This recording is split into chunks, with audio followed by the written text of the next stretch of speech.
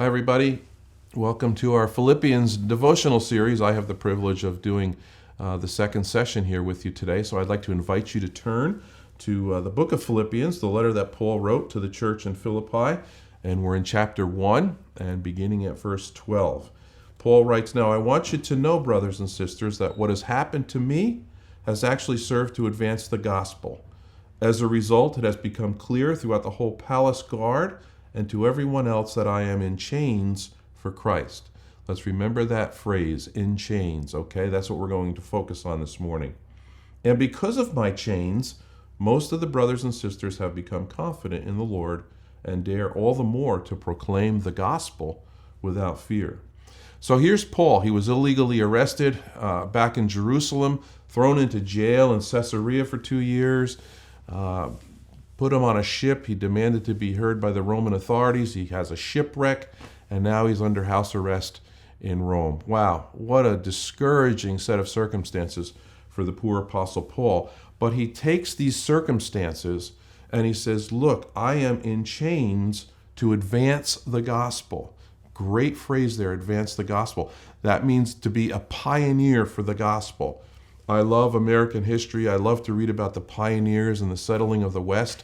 Paul was a pioneer for the gospel in Philippi and in Rome and wherever the Mediterranean world took him. So we need to be pioneers for the gospel because of, that's the subtle change, because of the chains.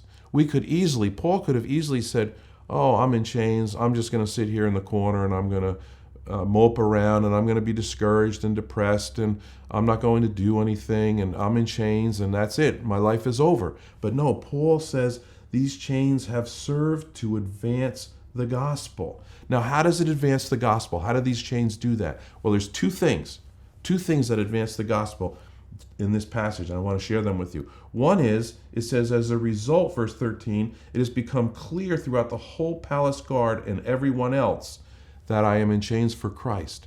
The first thing the chains did for him was they connected him to the lost. See that? He's there under house arrest. He's chained to these guards, and these were premium guards too. These were Caesar's guards. These were elite troops, and he's chained to them so he can connect the gospel to the lost because of his chains. He can make the gospel clear. Secondly, if you look a little further, it says, verse 14, and because of my chains, there they are again, most of the brothers and sisters have become confident in the Lord, and they dare all the more to proclaim the gospel without fear. So not only do the chains serve to connect people to the lost, but his chains also serve to what? Encourage the saved. He says, the people around me, the brothers and sisters in the church, they're confident now. They are courageous. They are fearless because of my chains. Because they see me proclaiming the gospel, now they can go out there and proclaim it themselves.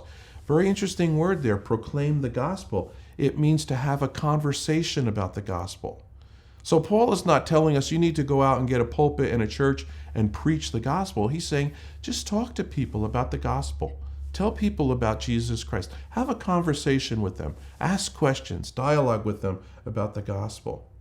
So isn't that interesting? When you connect it to our times today, some of us, don't we feel like we're in chains sometimes with this pandemic, with this virus?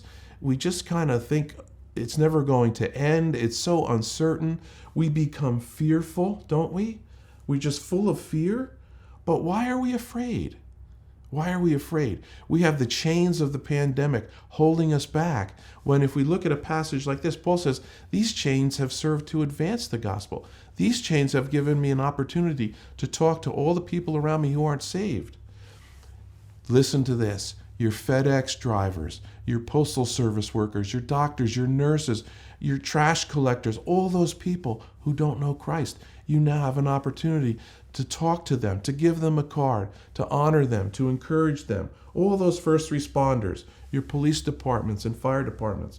Connect these people to the gospel. And then we can all be encouraged, can't we, when we hear the stories of what's going on and how people are getting saved and how people are coming to Christ, even in the midst of these dark and fearful times. So why are we afraid? Why are we afraid? Why are we so fearful? Here it is. This is my concluding thought for you today. I think we're afraid because we forget who's in charge. When everything is around us is dark and it's uncertain, we forget who's in charge. We get focused on ourselves. We get focused on government, press conferences, media. We think about the educators and the scientists and Hollywood and celebrities. We need to focus on what's important. And you know who that is, right? We need to focus on the Lord. When we remind ourselves together that God is in charge, that brings the peace back. That lessens the fear.